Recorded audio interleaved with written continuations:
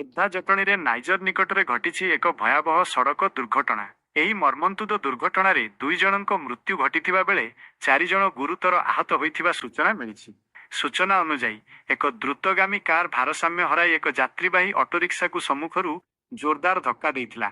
ଧକ୍କାଟି ଏତେ ଭୟଙ୍କର ଥିଲା ଯେ ଘଟଣାସ୍ଥଳରେ ହିଁ ଅଟୋ ଚାଳକ ଓ ଜଣେ ଯାତ୍ରୀଙ୍କ ଜୀବନ ଚାଲିଯାଇଛି। ଦୁର୍ଘଟଣାରେ ଗୁରୁତର ହୋଇଥିବା ଅନ୍ୟ 4 ଜଣଙ୍କୁ ସ୍ଥାନୀୟ ଲୋକଙ୍କ ସହାୟତାରେ ତୁରନ୍ତ ଉଦ୍ଧାର କରାଯାଇ ଖୋର୍ଦ୍ଧା ଜିଲ୍ଲା ମୁଖ୍ୟ ଚିକିତ୍ସାଳୟରେ ଭର୍ତ୍ତି କରାଯାଇଛି। ଘଟଣାସ୍ଥଳରେ ଜଟଣୀ ପୋଲିସ ପହଞ୍ଚି ଦୁର୍ଘଟଣାଗ୍ରସ୍ତ ଉଭୟ ଗାଡ଼ିକୁ ଜବତ କରିବା ସହ ତଦନ୍ତ ଆରମ୍ଭ କରିଛି। କାର ଚାଳକ ମଦ୍ୟପାନ କରିଥିଲେ କିମ୍ବା ଗାଡ଼ିଟି ଯାନ୍ତ୍ରିକ ତ୍ରୁଟି ଯୋଗୁଁ ଦୁର୍ଘଟଣାଗ୍ରସ୍ତ ହେଲା, ସେ ନେଇ ପୋଲିସ ଖୋଳତାଡ଼ ଜାରି ରଖିଛି। ଏହି ଦୁଃଖଦ ଖବର ପ୍ରସାରିତ ହେବା ପରେ ସ୍ଥାନୀୟ ଅଞ୍ଚଳରେ ଏବେ ଗଭୀର ଶୋକର ଛାୟା ଖେଳିଯାଇଛି। ସତର୍କ ସୂଚନା।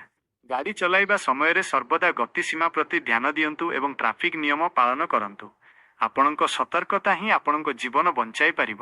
ଆଗକୁ ଏହି ଖବର ସହ ଜଡ଼ିତ ଅଧିକ ଅପଡେଟ୍ ପାଇଁ ଆମ ସହ ଯୋଡ଼ି ହୋଇ ରୁହନ୍ତୁ। ଦେଖୁଥାନ୍ତୁ ଓଡ଼ିଶା ସମାଚାର।